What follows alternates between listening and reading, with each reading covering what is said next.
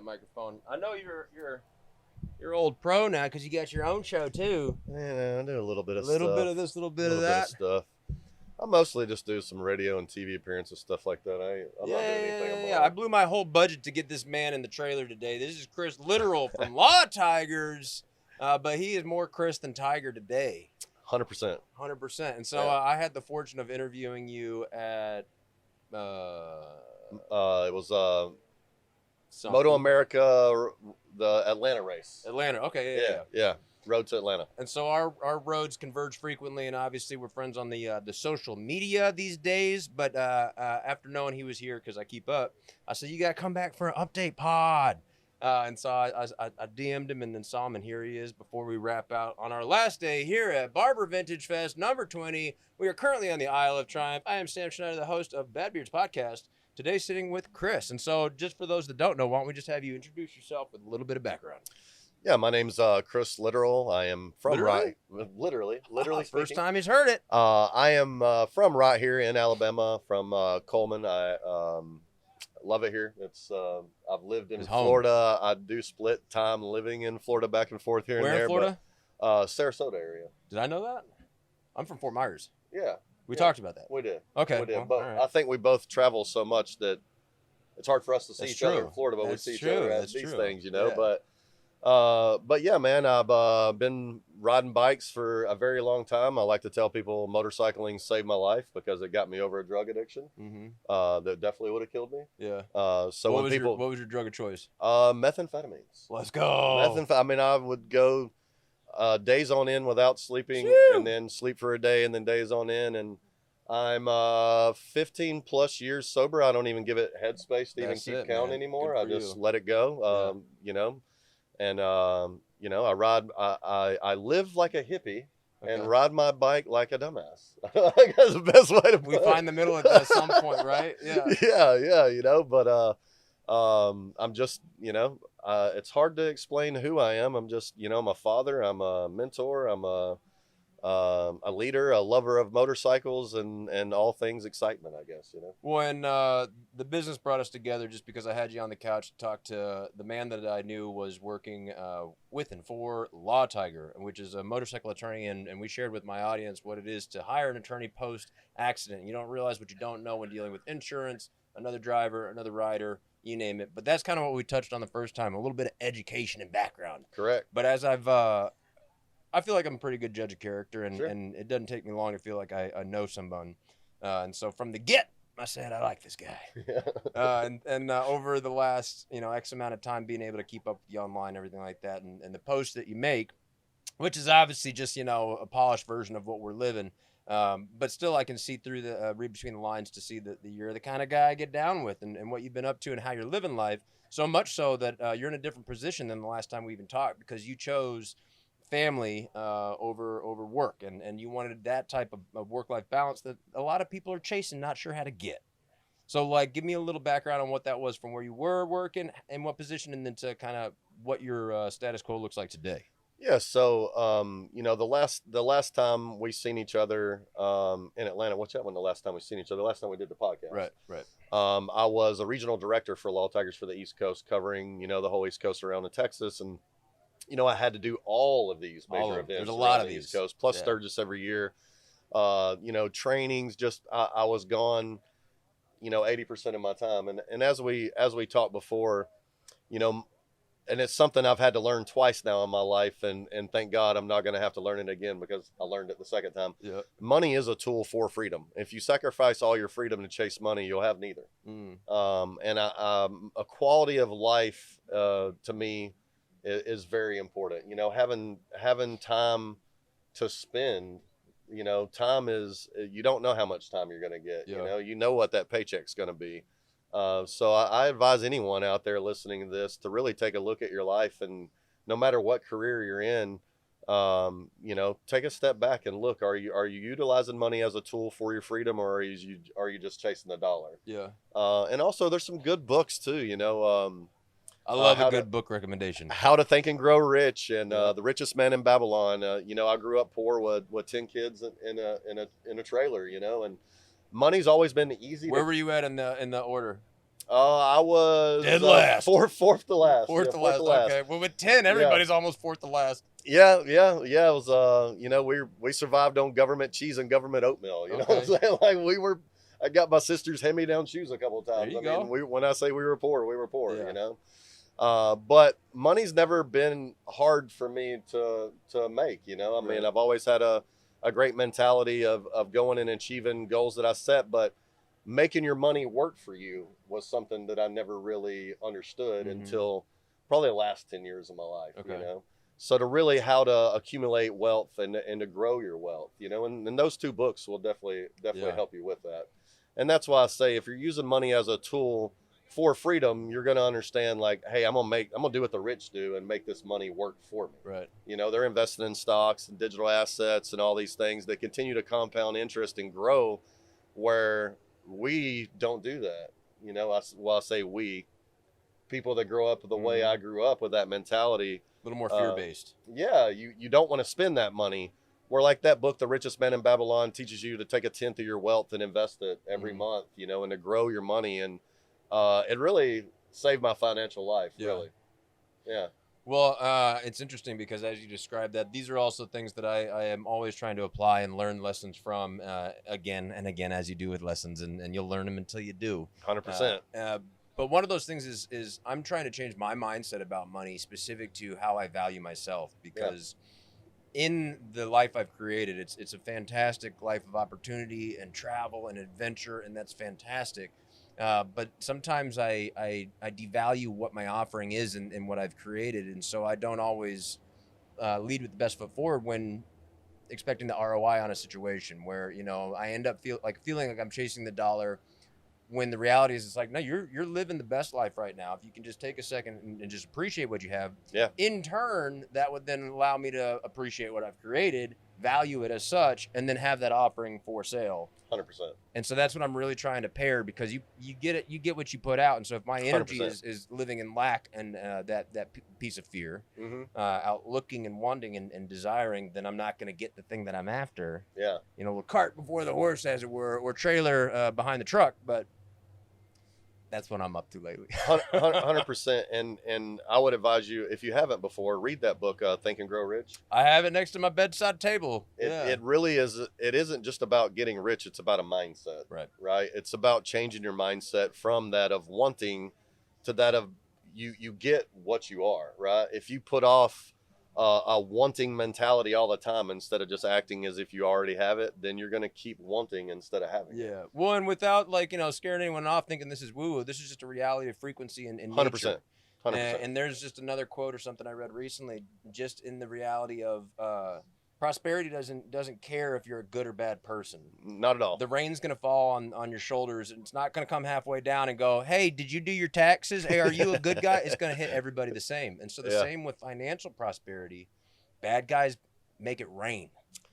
And so if they can be out there getting that paper, so can you. But we just have so much self-doubt and think we're doing it wrong. But it's those people with those wild egos that seem to just find opportunity. And we're like, how does this happen? Like, I'm doing all the right things. It's just what you're putting out. And so that's just really something that I'm trying to keep mindful and present in my life currently, to get out there and get what I'm after. So I'm happy to hear. And as I saw your transition in position, which wasn't that you got fired or this, that, or the other. You saw the writing on the wall for yourself to say, I need to regroup and find out what matters to me. And so I had a lot of respect for that. 100%.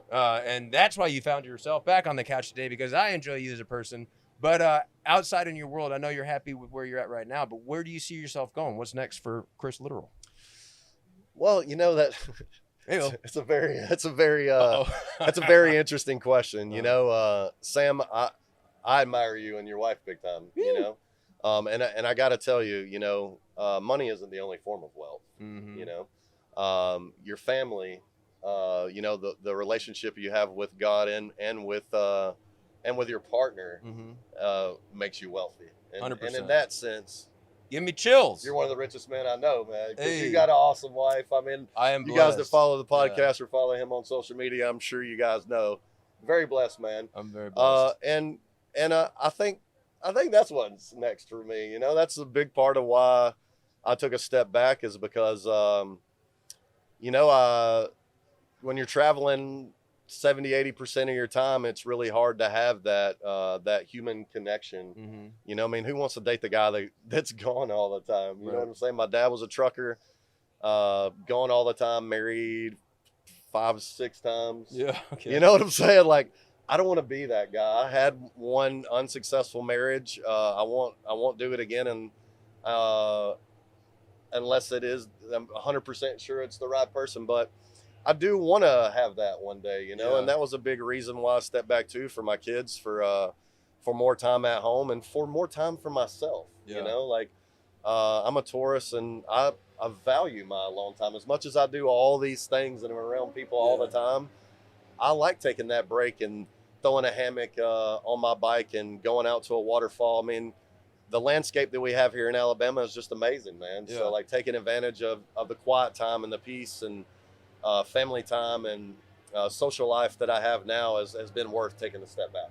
100%. One, I appreciate everything you said about Meg and myself, and having also a marriage under the belt previous to, you know, the lessons you learn along the way, and then the fortune that time gives you to look back with hindsight and such, really makes me mindful, specific to relationships, that I proceed in the right manner to value and respect all of it along the way, so I don't do a disservice to myself or to a partner that when you go into a commitment like marriage, you're in. And so that's something that I appreciate you saying. And then equal to beautiful Alabama, you may be able to answer some questions that came up this weekend about Huntsville, Alabama. Sure. You're familiar with this place? I am. I met a gentleman yesterday. He said, what's going on over here? And I said, well, this is what I'm up to. This is what I do. He goes, that's interesting. Yeah. So is this something you take places? I'm like, clearly, yes, I take it places. Yes. He goes, well, I got this thing. And it was this camp out. And I don't recall the name, but he says, there's this national park in Huntsville, Alabama, and I got 67 acres in the middle of that park. And we have a party. You're actually talking about a good friend of mine. You know this gentleman. It's Doug Hill Motorcycle Shenanigans and Campground. His name's Brad. Yeah, okay. Brad. All right, Brad. Good friend of mine, yeah. Doug Hill, D-U-G, not D-U-G. Got it, okay. It's he owns a property on the backside of Mount Montesano, which is a state park. And like he has a beautiful property, and his front yard is a motorcycle campground. You can come camp in his front yard, literally. It's front yard, yeah. Okay. It's really awesome. Well, I had to pull up and Google because I'm like, I think we got Rockets in Huntsville. Yeah. But then otherwise I wasn't hip to it. 72 miles. Yeah. 72 miles to get you there. But maybe we talk about that later. So finishing out the day here and then getting back into a little more professional sense, what is an objective for you for a weekend like this? And then where are you going from here on the radar? What's next for you? So for me, you know, now that I'm back doing local stuff here in Alabama, what's next for me after this is a couple days off. Ew. I'm going to go and get on. I've a badass lowrider ST. Mm-hmm. I'm gonna go and probably sit by a waterfall tomorrow and just lay in my hammock, read a book, and what are we reading? What are we reading tomorrow? I'm actually reading How to Think and Grow Rich Again. Yeah, it's a book that I've read a couple times, but it's a book that you can pick up. It's basically every chapter has the same story in it. Yeah. Right. So I believe the authors Napoleon Hill and Dale Carnegie assigned these guys to interview like the 500 wealthiest people. And like, so a lot of these stories are from all those people, but it's the same concept of how they did it. And so I think most of the books I read are books to improve myself, I guess, you know. Yeah, little affirmations for steady growth and all the things. One quote I remember, if I'm going to butcher it real quick, is you know, you read once to read it to you know, whatever. You read twice to learn it. You know, you read 3 times to really start understanding it. It's just like, it's just kind of that repetition. But it also, it's a good story. It's a great job with the writing.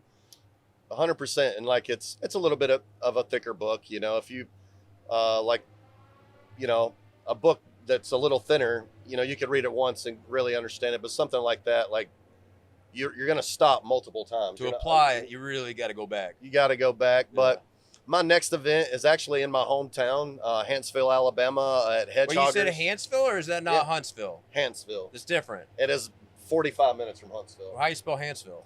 Hanceville. Okay. Yeah. All right. Yeah. Which with my accent, I say Huntsville. People Go, oh yeah, Huntsville. I know that area. No, Huntsville.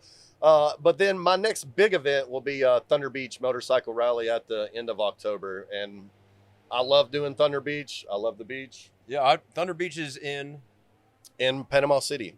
Ooh, PCB. Yeah, Panama City, Florida. Well, I can't say I've been to Panama City since spring weekend in 2008.